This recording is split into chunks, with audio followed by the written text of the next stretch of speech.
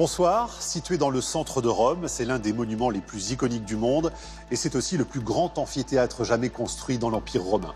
Ce soir, Science Grand Format vous emmène dans les coulisses du Colisée, cette œuvre monumentale de l'architecture romaine. Cette merveille de l'Antiquité pouvait accueillir jusqu'à 75 000 spectateurs.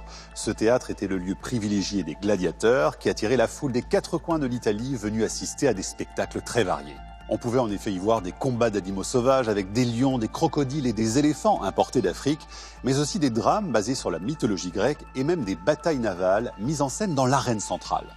Grâce à des reconstitutions spectaculaires, vous allez pouvoir découvrir toutes les parties de ce bâtiment construit avec plus de 250 000 tonnes de pierre.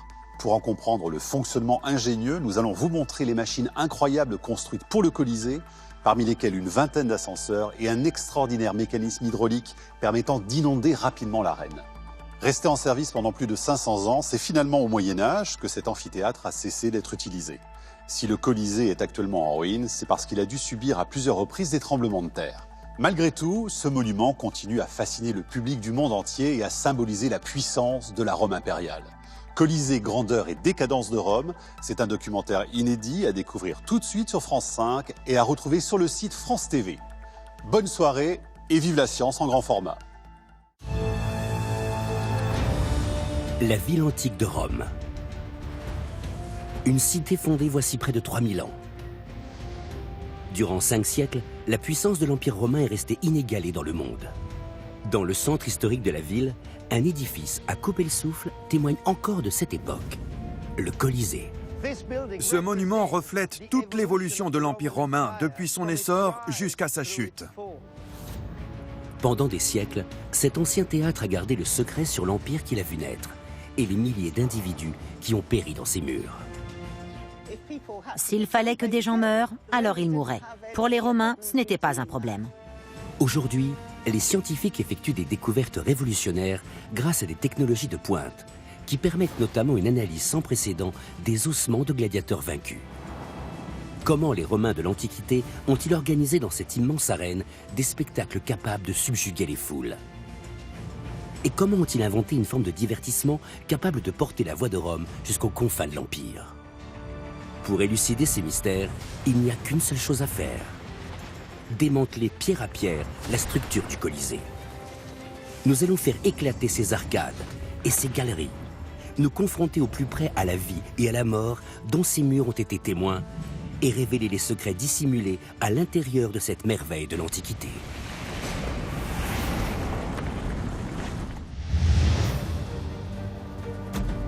Le Colisée. Un complexe gigantesque situé en plein cœur de la ville antique de Rome. Ce cirque est placé sous le signe de la mort et de l'émerveillement. Les spectacles prodigieux qui s'y déroulent alors ont le pouvoir de consolider la stabilité de l'Empire. Mais les indices enfouis au plus profond de ces murs nous révèlent que ce monument est bien davantage qu'un théâtre. Le Colisée continue de nous faire vibrer, aujourd'hui encore. En le voyant, on éprouve la même fascination que les citoyens romains qui s'y pressaient pour assister au spectacle. À l'heure actuelle, des équipes de scientifiques mènent des recherches d'une ampleur sans précédent dans les entrailles du bâtiment. Ils élucident les mystères de ce cirque antique et nous révèlent comment, durant 500 ans, les secrets de ce qui est désormais une immense ruine ont contribué à asseoir la domination de l'Empire romain sur l'Europe et au-delà. Sa monumentale structure extérieure cache un réseau complexe de piliers, d'arcades et de voûtes qui supportent la charge colossale de ces 250 000 tonnes de pierre. C'est grâce à cette prouesse architecturale que le Colisée se dresse à 50 mètres au-dessus du niveau de la rue. Les gradins sont suffisamment vastes pour accueillir 80 000 personnes. Sous l'arène court un labyrinthe souterrain de galeries et de travées. Ce dédale occulte est l'antre du plus sanguinaire des serviteurs de l'Empire, le gladiateur. Indissociablement lié à ces hommes qui ont combattu dans son arène, le Colisée reste le monument le plus emblématique de l'Empire romain.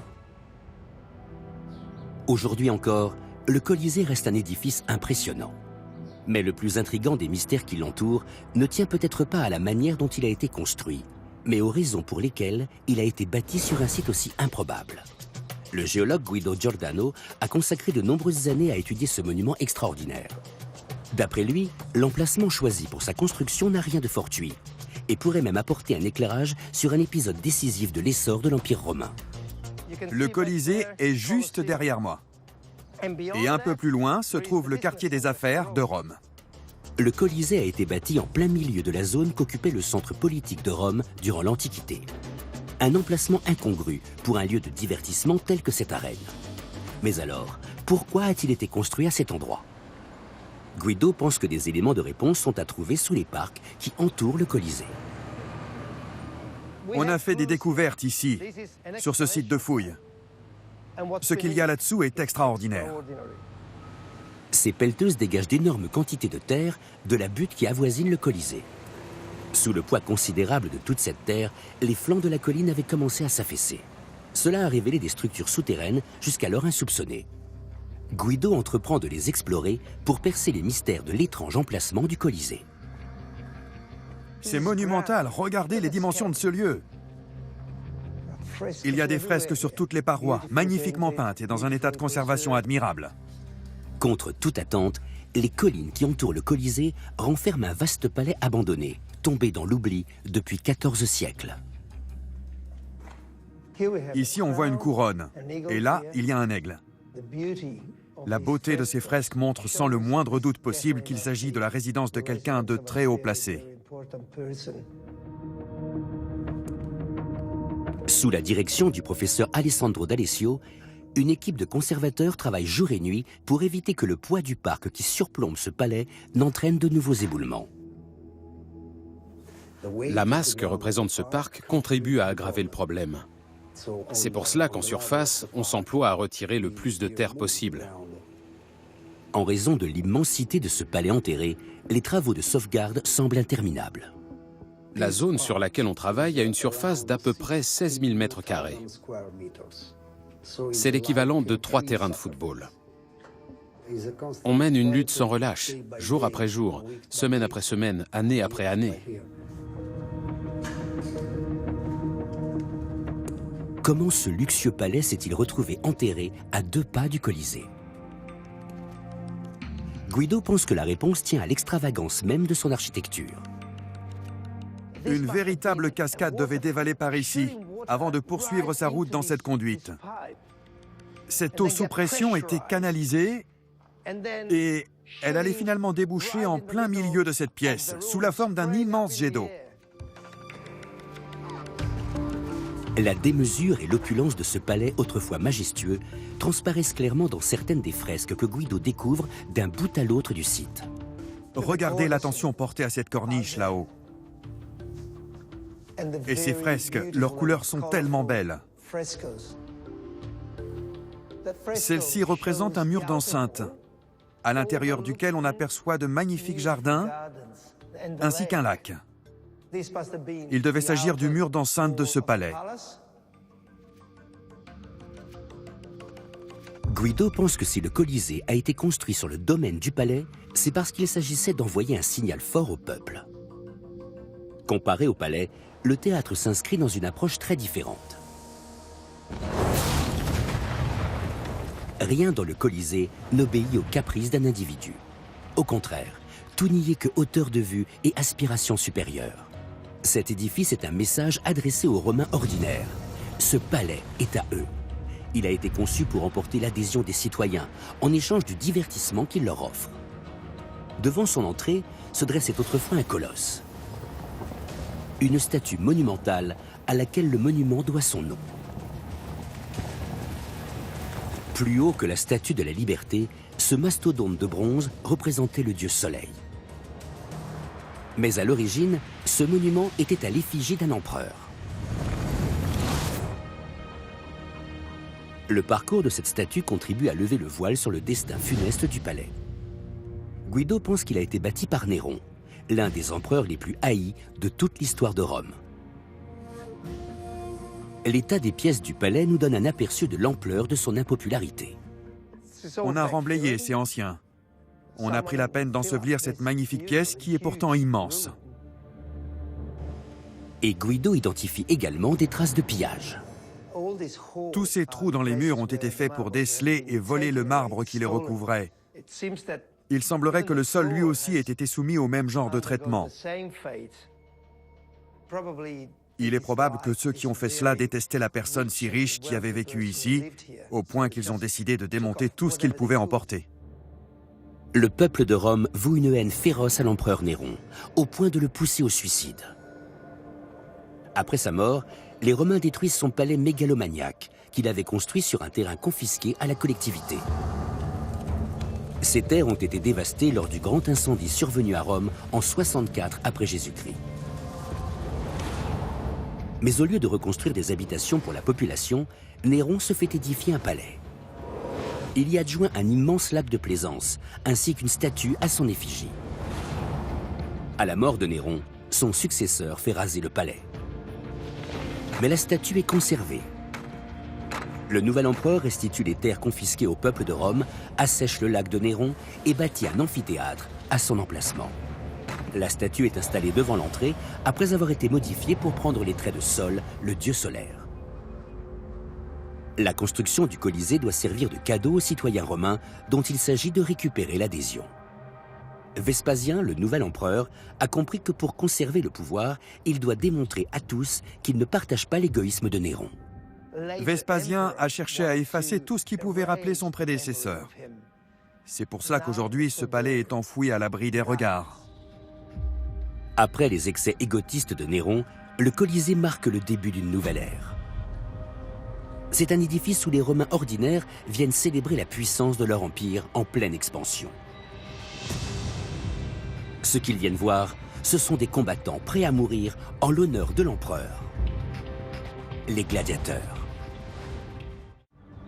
Fièrement dressé dans la capitale de la Rome impériale, le Colisée est tout à la fois un lieu de vie pour son peuple et une arène où règne la mort.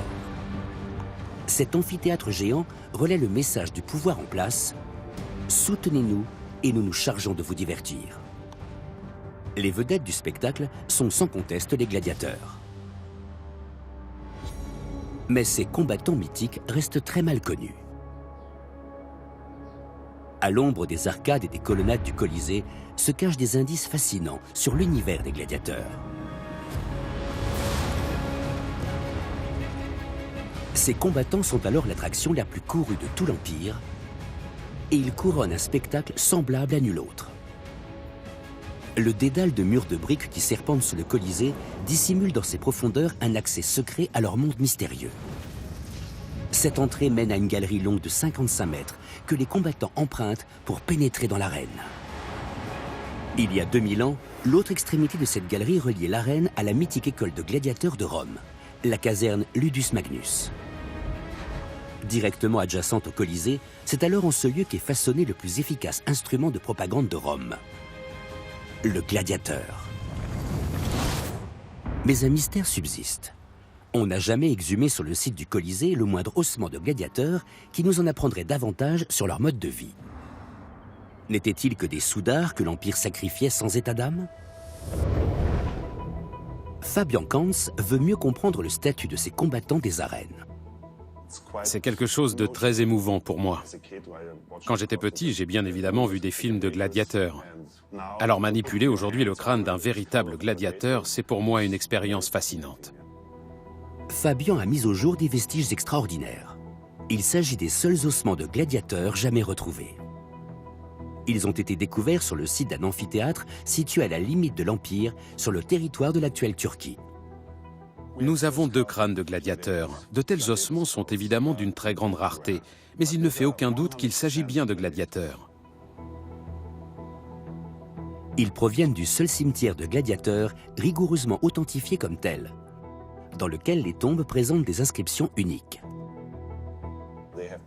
Ces crânes ont été retrouvés à côté de pierres tombales sur lesquelles étaient représentés des gladiateurs en train de combattre. Ils étaient par ailleurs situés à proximité du site de l'arène elle-même. Et ils présentent clairement des traces de blessures mortelles. Ces restes si précieux fournissent à Fabian une occasion unique d'approfondir ses recherches et de découvrir de nouveaux renseignements sur la vie du gladiateur dans la Rome antique. Les 2 individus sont des hommes. Ils ont entre 25 et 30 ans. Ici, on peut identifier un traumatisme contondant très important. Il a pu être provoqué par une dague ou peut-être par un trident. Les traumatismes contondants au crâne sont bien évidemment mortels. Cette personne n'a pas pu réchapper de cette blessure.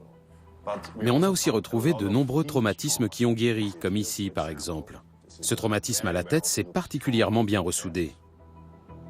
Fabian pense que la guérison de cette blessure au crâne peut nous en apprendre davantage sur la manière dont ces hommes étaient traités par l'Empire qui les plaçait à son service. Pour cela, Fabian doit réaliser une coupe transversale de l'os crânien. On va à présent découper une section de cet os ressoudé. Cela nous permettra de savoir comment la blessure a été soignée. Observé au microscope, l'échantillon de crâne révèle une information extraordinaire. Voici une coupe transversale correspondant au centre de la partie ressoudée du crâne. Il n'y a pas eu d'infection, ce qui veut dire que la blessure a été nettoyée par un professionnel qui a retiré un à un les fragments d'os susceptibles d'avoir été présents dans la plaie. Cette blessure a été soignée et nettoyée dans de très bonnes conditions, immédiatement après l'accident. Fait remarquable, un grand nombre des ossements retrouvés sur le site de fouilles de Turquie présentent des signes de guérison similaires à ceux que Fabian vient de relever.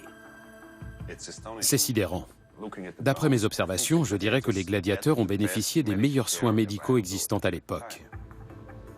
Loin d'avoir été des brutes sacrifiés à tour de bras, Fabian estime que ces hommes étaient plutôt considérés comme des athlètes respectés. Pour moi, ces traces de soins médicaux suggèrent fortement que le propriétaire de ces individus s'est soucié de veiller sur eux afin de préserver son investissement. Il a fait le nécessaire pour que ces gladiateurs soient de nouveau sur pied. Faire de ces hommes des gladiateurs représente un investissement que Rome peut alors se permettre. Grâce à l'expansion de ses frontières, l'Empire ne craint pas d'être à court de sang neuf. Esclaves, détenus et soldats capturés sont envoyés vers Rome depuis les quatre coins de l'Empire. C'est là qu'on les destine à prendre part au grand spectacle. Dans la caserne des gladiateurs, on les transforme en machines à combattre, dont les forces et les faiblesses individuelles sont savamment ajustées. Le rétiaire, armé d'un trident et d'un filet, affronte le sécutor, un poids lourd équipé d'un bouclier pesant et d'une épée. Chaque gladiateur est opposé à un adversaire bien précis, sélectionné pour garantir les combats les plus spectaculaires possibles, dont l'issue est tour à tour héroïque ou fatale. Fabian a découvert que ces ossements rarissimes pouvaient lui fournir d'autres informations encore, relatives à leur vie quotidienne et à leur régime alimentaire. La nourriture assimilée par un individu laisse toujours une trace chimique dans ses os. Pour analyser les éléments chimiques contenus dans les ossements de ces gladiateurs, il en réduit un échantillon en poudre et le mélange à une solution. Lorsqu'il place la solution au contact d'une flamme, la couleur spécifique de la combustion qui en résulte permet de déduire la nature des éléments chimiques contenus dans l'os. Comme vous pouvez le voir, la flamme a une teinte rouge-orangée très vive. Cette couleur correspond à des ossements très riches en strontium. Les gladiateurs présentent un taux de strontium 2 fois plus élevé que la normale. Le strontium est un élément semblable au calcium et qui a comme vertu de renforcer la solidité des os. Son taux très élevé dans ces ossements fait penser à Fabian que les gladiateurs devaient bénéficier de compléments alimentaires. Certains écrits romains font mention d'une boisson spécifiquement destinée aux gladiateurs et qui aurait contenu des cendres. L'ingestion de cette cendre pourrait expliquer ce taux très élevé de strontium. Les os ont besoin de minéraux et les cendres de cette boisson constitueraient une source de minéraux idéale. C'est assez difficile à imaginer pour être honnête. Mais je pense que cette boisson riche en cendres que l'on donnait aux gladiateurs est un peu l'équivalent antique de nos boissons énergisantes. Il reste un ultime test à mener. En prélevant le collagène contenu dans l'émail dentaire des gladiateurs, Fabian recueille des informations complémentaires sur leur alimentation. On a connaissance d'un régime alimentaire spécifique aux gladiateurs à base d'orge et de haricots. Les résultats de nos analyses ont confirmé que l'orge et les haricots étaient bel et bien des aliments présents de façon prépondérante dans leurs repas. Ils consommaient par ailleurs très peu de viande, ce qui veut dire que leur alimentation était principalement végétarienne. Ces résultats ont été une réelle surprise, en ce qui me concerne en tout cas.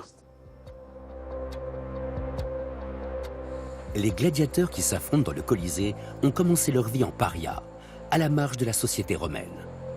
Mais par les soins attentifs dont ils ont fait l'objet, ils sont devenus des machines de combat d'une efficacité redoutable à travers lesquelles Rome démontre sa force.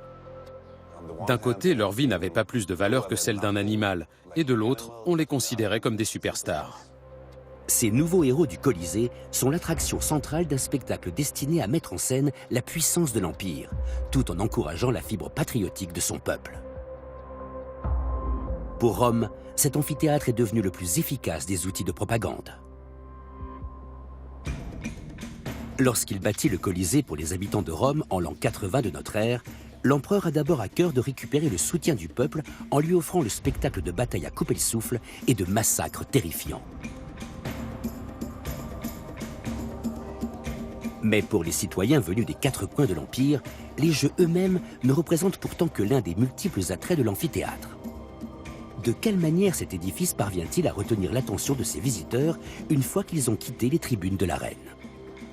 Il arrivait que les Jeux se prolongent durant plusieurs semaines, ce qui générait une très intense activité, aussi bien de jour que de nuit.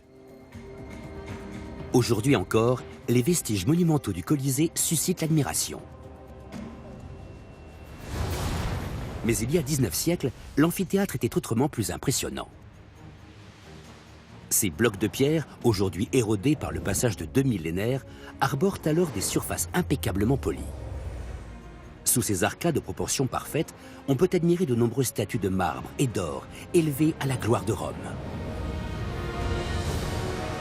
La paroi externe de l'édifice possède une circonférence maximale de 600 mètres et culmine au-dessus des plus hauts bâtiments de la ville. C'est le plus grand bâtiment unique jamais bâti par l'Empire romain.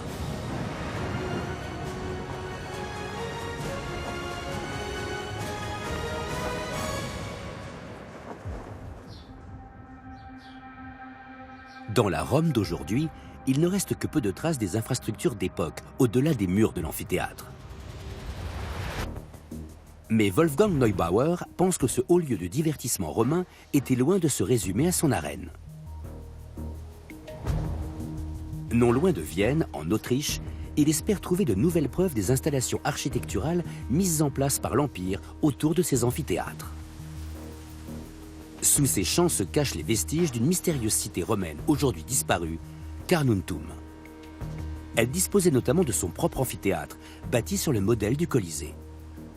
L'ensemble des vestiges de ces bâtiments, leurs murs, leurs sols, tout est invisible à l'œil nu. On ne voit qu'une prairie verdoyante et pourtant il y avait une ville immense à l'endroit où nous sommes. Le quartier central de Carnuntum couvrait une superficie approximative de 10 000 mètres carrés.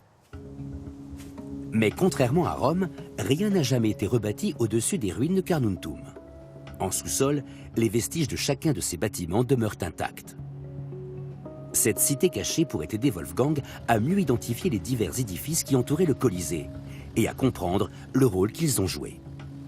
Pour débusquer les bâtiments enfouis, il se sert d'un radar capable de visualiser le sous-sol. Cet appareil envoie dans le sol des impulsions électromagnétiques qui rebondissent sur les structures présentes sous la surface et révèlent à nos yeux l'antique ville oubliée. Le moindre moellon enfoui là-dessous nous renvoie le signal radar que nous émettons. C'est pour cela qu'on arrive à reconstituer des images 3D du sous-sol. Les données collectées par ce système échographique sont converties en images, grâce auxquelles Wolfgang peut cartographier l'ensemble de la ville. C'est la plus vaste opération de ce genre menée à ce jour sur le site d'une ville romaine. Tout est resté préservé sous terre. Il nous suffit de rendre les structures visibles en surface. Les relevés de Wolfgang révèlent un amoncellement de bâtiments autour de l'amphithéâtre lui-même. On a désormais le plan d'un quartier entièrement nouveau de Carnuntum, situé en dehors de l'enceinte de la ville et bâti en relation directe avec l'amphithéâtre.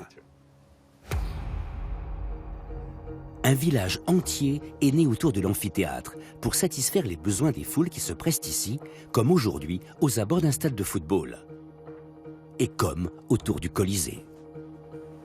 La cartographie radar de cette agglomération invisible montre aussi que les héros des jeux du cirque, les gladiateurs, avaient droit à un traitement particulier. C'est la première caserne de gladiateurs retrouvée hors de Rome, dont le site était entièrement reconstitué. On distingue très clairement un alignement de petites pièces. Il devait s'agir des cellules destinées aux gladiateurs. Il y a aussi une série de pièces peut-être consacrées aux soins médicaux, ainsi qu'un vaste réfectoire où ils pouvaient manger ensemble. Le site de la caserne de gladiateurs de Carnuntum est absolument unique. Le travail de Wolfgang met en lumière les moindres aspects de la vie quotidienne des gladiateurs à l'intérieur de leur caserne. Mais ces images révèlent également le rôle joué par tous les commerces apparus autour de l'amphithéâtre. Wolfgang Neubauer a identifié à l'intérieur de l'espace d'entraînement une autre structure révélatrice du statut des gladiateurs. Dans la cour de la caserne, il y a une arène circulaire avec un gros trou de poteaux creusé au centre. Il servait de réceptacle à la base de palus, le poteau dont se servaient les gladiateurs pour s'entraîner. L'arène d'entraînement avait une importance particulière parce que c'est à cet endroit que se rendaient ceux qui finançaient les jeux pour sélectionner les gladiateurs appelés à combattre. La caserne des gladiateurs produit des combattants de choc. Ils sont formés pour divertir les foules toujours plus nombreuses à se rendre dans cette ville romaine en plein essor. Les vestiges sont ceux d'une ville où se tiennent alors des combats de gladiateurs, comme c'est le cas au Colisée. L'amphithéâtre de Carnuntum est le 4e plus grand de tout l'Empire romain. Aux alentours s'étend tout un réseau de rues. La route principale menant en ville est bordée d'échoppes de restauration rapide, de boutiques de souvenirs et de commerces destinés aux foules considérables qui empruntent cet axe. Il existe même des installations réservées aux gladiateurs qui disposent d'une salle d'entraînement chauffée, d'un jardin et de thermes. Les combattants de l'arène ont à leur disposition tout le confort imaginable. Les découvertes de Wolfgang Neubauer en Autriche apportent une vision plus globale de la place du Colisée dans la ville antique de Rome. La mise en relation de toutes ces informations avec les images obtenues grâce aux relevés sur le terrain nous montre que l'organisation des Jeux entraînait une activité de très grande ampleur. À travers toute l'Europe, des répliques du Colisée offrent aux nouveaux citoyens de l'Empire l'occasion de participer à cette activité. Wolfgang Neubauer a mis au jour des restes d'objets proposés aux visiteurs de l'amphithéâtre en souvenir de leur journée au jeu. Ceci est le fragment d'une lampe à huile qu'on pouvait acheter en guise de souvenir les jours de spectacle. Dessus, on a fait figurer 2 gladiateurs en train de s'affronter. On peut imaginer que sur les étals des boutiques, toute une variété de souvenirs différents étaient alignés, parmi lesquels chacun pouvait faire son choix. Certains de ces souvenirs semblent incroyablement familiers à l'observateur contemporain. Ce que nous avons là est une statuette à l'effigie d'un gladiateur. Les statuettes telles que celle-ci étaient vendues devant l'amphithéâtre. C'était une manière pour le public d'exprimer leur ralliement à leur gladiateur favori. C'est bien sûr très excitant d'avoir retrouvé des représentations authentiques de ces gladiateurs qui descendaient dans l'arène pour y livrer un combat sans merci. Élevé au rang d'idole, le gladiateur est une cheville ouvrière de l'effervescence générée autour de l'amphithéâtre durant les Jeux. Les jours de spectacle avaient une importance capitale pour la ville dans son ensemble. C'est fantastique de pouvoir faire ressurgir tout cela, de comprendre les différents ressorts de cette activité centrée autour du divertissement, devenu un ressort économique puissant. Avec une industrie du divertissement aussi développée, le gagne-pain de nombreux citoyens dépend des Jeux, ici comme à Rome. Le Colisée et les amphithéâtres auxquels il a servi de modèle sont une manne pour l'Empire. Les découvertes faites à Carnuntum ont bousculé notre approche de l'organisation des combats de gladiateurs dans les provinces romaines. Il ne s'agissait pas de spectacles itinérants avec des gladiateurs voyageant de ville en ville. On avait affaire à une activité stable qui se déroulait dans des infrastructures pérennes et qui brassait beaucoup d'argent. Mais les représentations souterraines de Wolfgang ont aussi permis une découverte majeure aux yeux de tout archéologue. Un cimetière distinct situé à l'écart de la ville, mais aux alentours directs de l'amphithéâtre. On est juste au-dessus de l'emplacement de ce cimetière. Pourrait-il s'agir d'un cimetière de gladiateurs? Les gladiateurs n'avaient pas le droit d'être enterrés dans un cimetière classique. Mais si on prend en compte toutes les infrastructures en rapport avec l'amphithéâtre, ainsi que les tombes isolées localisées ici, il est très probable qu'on se trouve sur un site où l'on enterrait principalement les gladiateurs. Une telle découverte est rarissime. Si cette théorie s'avère exacte, Wolfgang Neubauer a identifié le second cimetière de gladiateurs connu à ce jour. Cela prouve que les gladiateurs de Carnuntum, qui n'étaient que des attractions lors des Jeux, étaient considérés néanmoins comme des individus.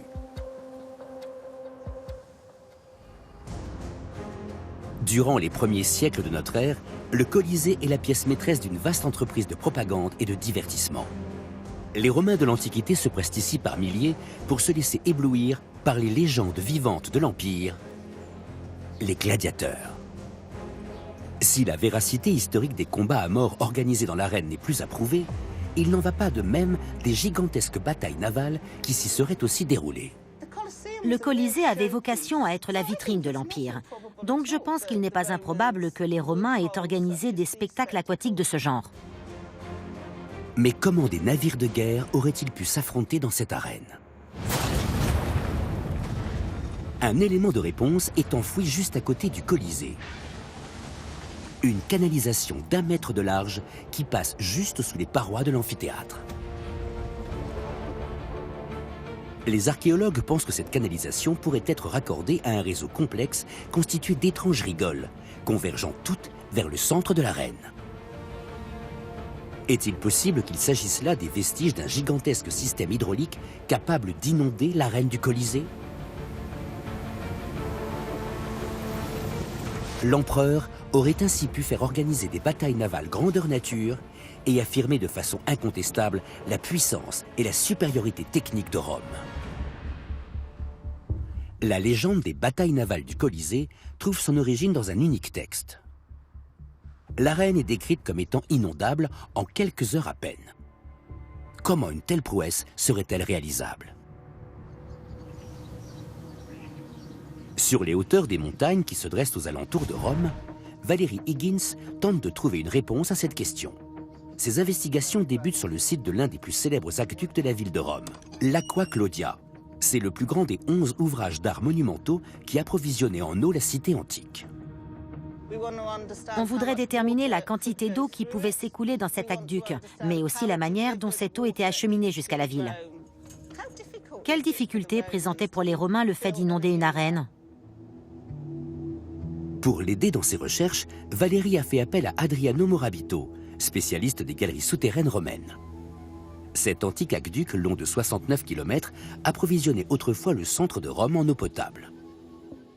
Sur la paroi, on peut voir la hauteur d'eau qu'il y avait à cet endroit. Le niveau maximal était de 50 cm, le reste était émergé. L'eau s'écoulait par gravité, elle n'était pas sous pression.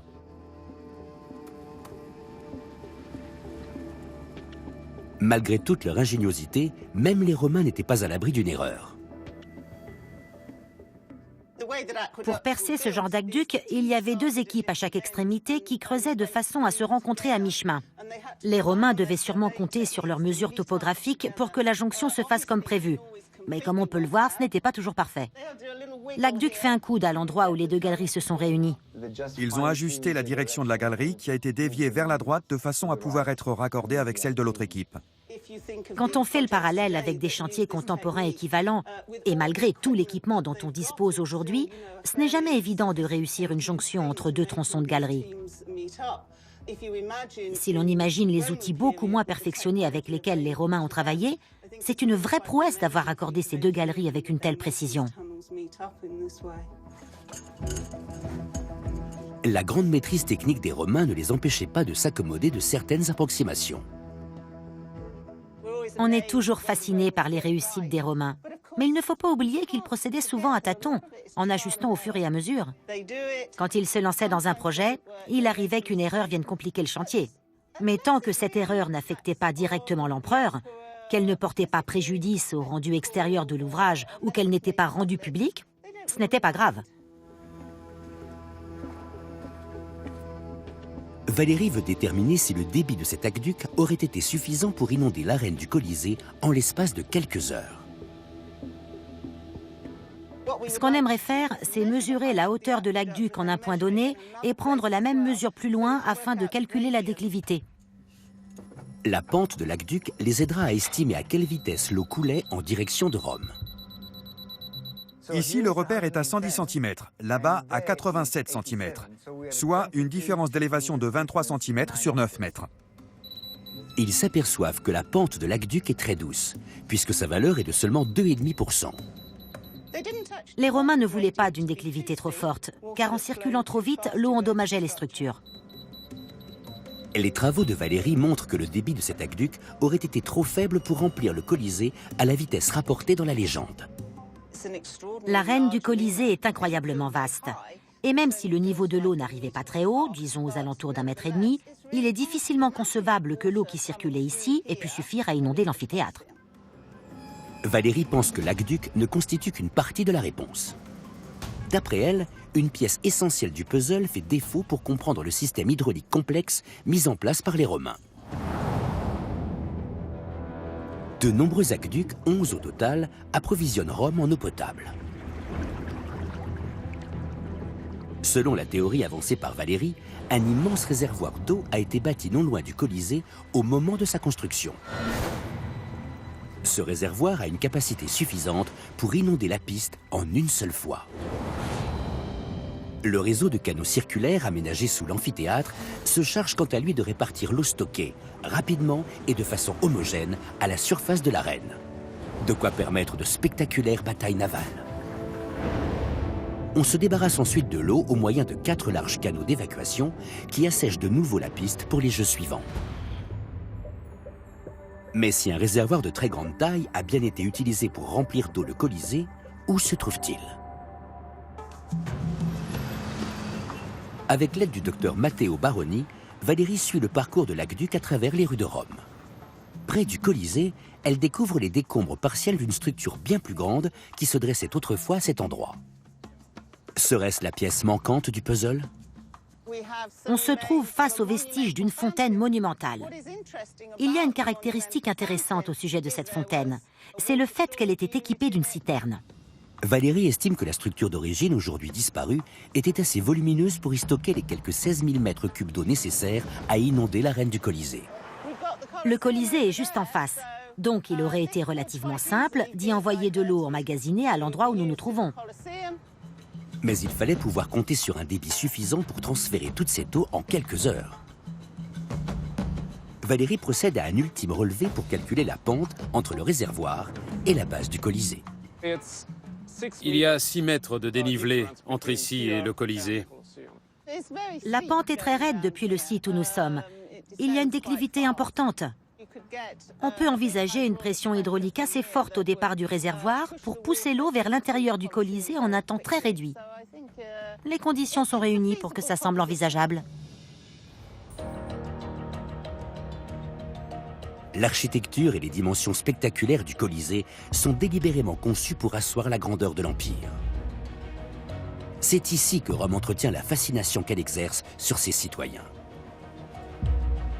Le public qui assiste au jeu n'imagine pourtant pas le dédale de galeries qui se cache au-dessous de l'arène.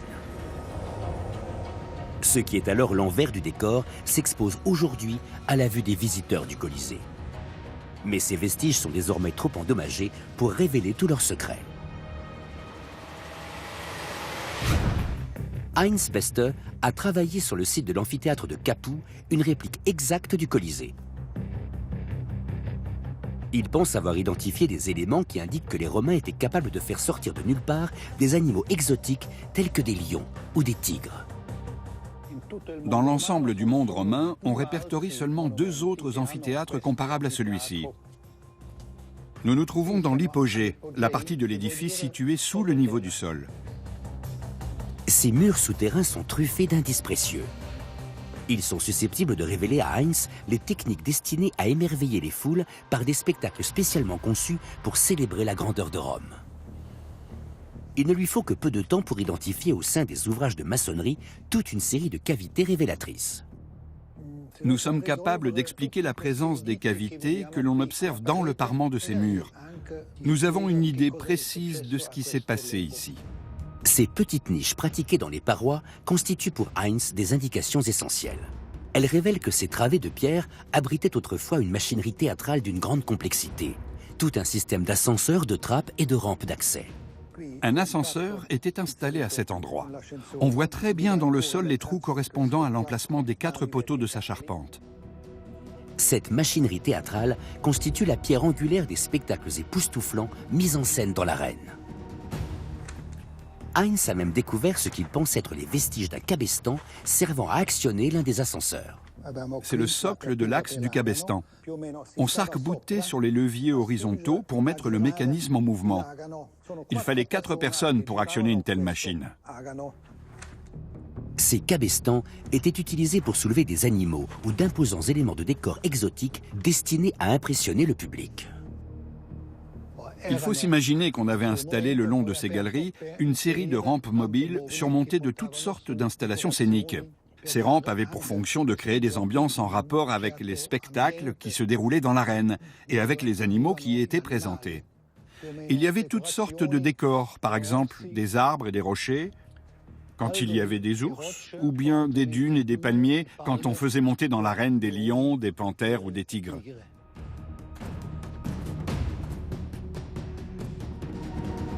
Heinz pense que de nouveaux éléments révèlent l'ampleur des machines utilisées pour les jeux, tout en expliquant comment des animaux sauvages de très grande taille ont pu être hissés dans l'arène. L'explication est à trouver sous le plancher de l'amphithéâtre, dans cet hypogée divisé en une multitude de compartiments en béton. Dans chacune de ces travées, les ingénieurs de l'époque romaine ont installé des ascenseurs très élaborés, au moyen desquels les bêtes féroces étaient hissées dans l'arène. Un cabestan actionné par les esclaves permet de treuiller les animaux en cage jusqu'au niveau des trappes aménagées dans le plancher de l'arène.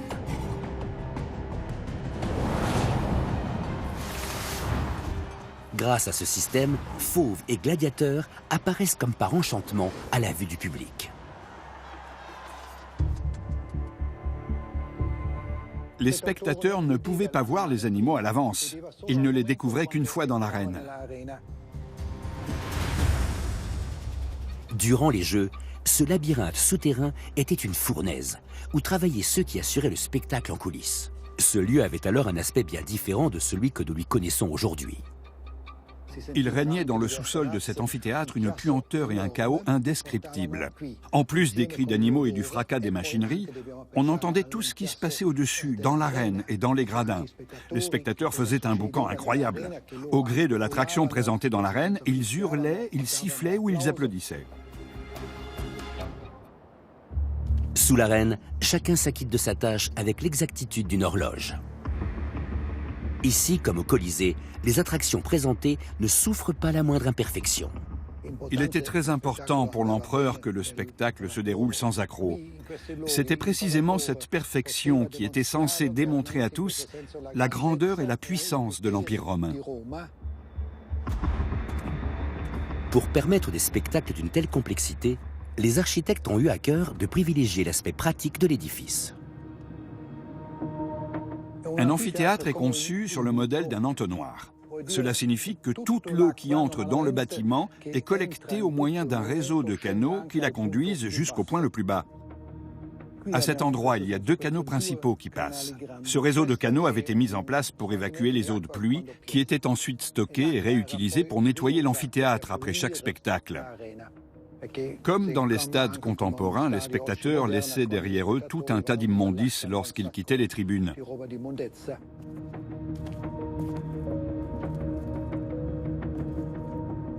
La totalité des déchets de l'amphithéâtre terminait dans ce canal, à partir duquel les eaux usées étaient emportées jusqu'à l'extérieur.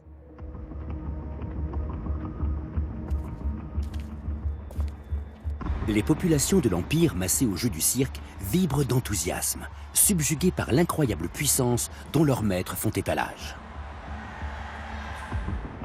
Les découvertes de Heinz montrent que le Colisée a été conçu dans un but bien précis: défier l'imagination.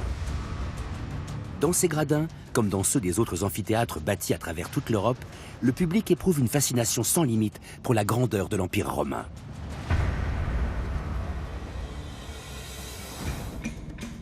Il serait tentant d'envisager que l'amphithéâtre romain ait suivi l'Empire dans sa chute, comme il l'avait accompagné dans son essor.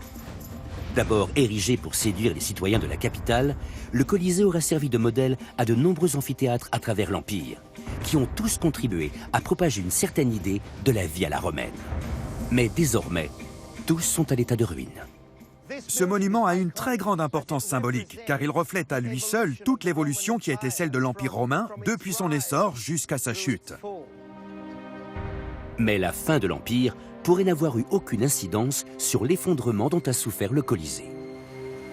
Des indices présents à l'intérieur même de l'arène suggèrent au contraire qu'une cause naturelle aurait provoqué l'effondrement de ces murs. Les 250 000 tonnes de maçonnerie de l'édifice reposent sur des fondations colossales. Coulé dans le plus dur des bétons dont disposent les Romains, l'ouvrage consiste en un immense anneau de 520 mètres de circonférence, large de 30 mètres, sur 12 d'épaisseur. Mais les spécialistes estiment que la solidité de la structure n'a pas été suffisante. Des fissures apparues dans la masse de béton ont divisé les fondations en 2 blocs distincts et mis en péril la stabilité de l'amphithéâtre tout entier. Mais quelle a été la cause de ces fissures? Comment les plus grands bâtisseurs de l'Empire romain ont-ils pu commettre une telle erreur et entraîner à terme l'écroulement des immenses parois qui entourent l'arène?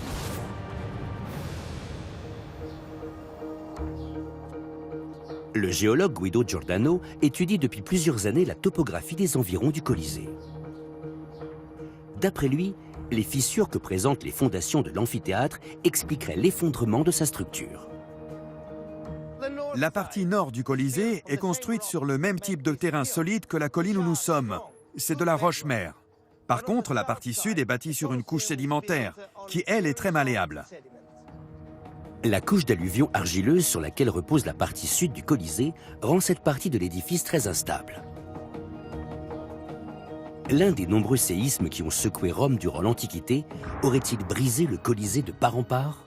Au cours des tremblements de terre majeurs qu'a connus Rome, le sol bougeait de manière significativement différente selon le type de terrain concerné.